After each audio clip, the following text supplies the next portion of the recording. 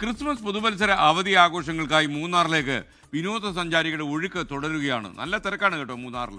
കഴിഞ്ഞ 4 ദിവസമായി അനിയന്ത്രിതമായ തിരക്ക് മൂന്നാർ ടൗണിൽ ഉൾപ്പെടെ പലയിടങ്ങളിലും അനുഭവപ്പെടുന്നുണ്ട്. സഞ്ചാരികളുടെ വരവ് കൂടിയതോടെ ഗതാഗത കുരുക്കും നിർഭാഗ്യവശാൽ രൂക്ഷമായി എന്നാണ് അവിടെ നിന്ന് ലഭിക്കുന്ന വിവരം.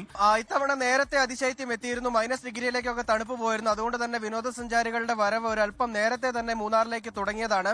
അതങ്ങനെ തന്നെ തുടരുകയാണ്. ക്രിസ്മസ് പുതുവത്സര അവധി ആഘോഷത്തിനായി നിരവധി പേരാണ് മൂന്നാറിലേക്ക് വരുന്നത്. മുൻ വർഷങ്ങളിലൊന്നും ഇത്രയും അധികം തിരക്ക് ഈ സമയങ്ങളിൽ ഉണ്ടായിരുന്നില്ല. പക്ഷേ ഇപ്പോഴങ്ങനെയല്ല, വലിയ തിരക്ക്. കഴിഞ്ഞ ദിവസങ്ങളിലൊക്കെ ഇന്നലെയും മിനിഞ്ഞാന്നുമൊക്കെ മണിക്കൂറുകളോളം ഗതാഗത കുരുക്ക് അനുഭവപ്പെടുന്ന സ്ഥിതി ഉണ്ടായിരുന്നു. അത് രാവിലെ വലിയ കുഴപ്പമില്ല. സാധാരണ രീതിയിലുള്ള ആളുകളൊക്കെ ആ കാഴ്ചകളൊക്കെ കണ്ടങ്ങ് റൂമിലേക്കൊക്കെ കയറും. അതിനുശേഷം ഒരു 10 മണിക്ക് ശേഷം ഈ വാഹനങ്ങളെല്ലാം പുറത്തേക്ക് ഇറങ്ങും. ഈ സൈറ്റ് സീയിങ് ഒക്കെ പോകുന്ന വാഹനങ്ങളെല്ലാം പുറത്തേക്ക് ഇറങ്ങും. അന്നേരം ഉണ്ടാകുന്ന തിരക്ക് മൂന്നാർ ടൗണിലേക്ക് പിന്നെ പോകാൻ പോലും പറ്റാത്ത അവസ്ഥയാണ്.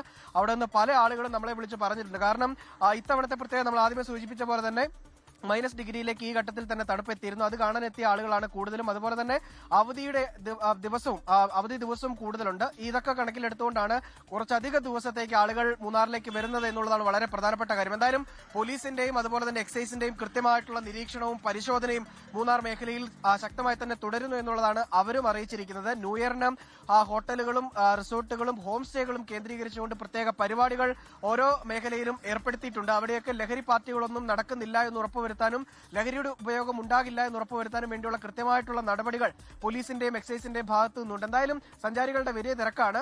ഇനി ഒരുപാട് ആളുകൾ വന്നു കഴിഞ്ഞാലും കുരുക്കിൽ കിടക്കാമെന്ന് മാത്രമേ ഉള്ളൂ.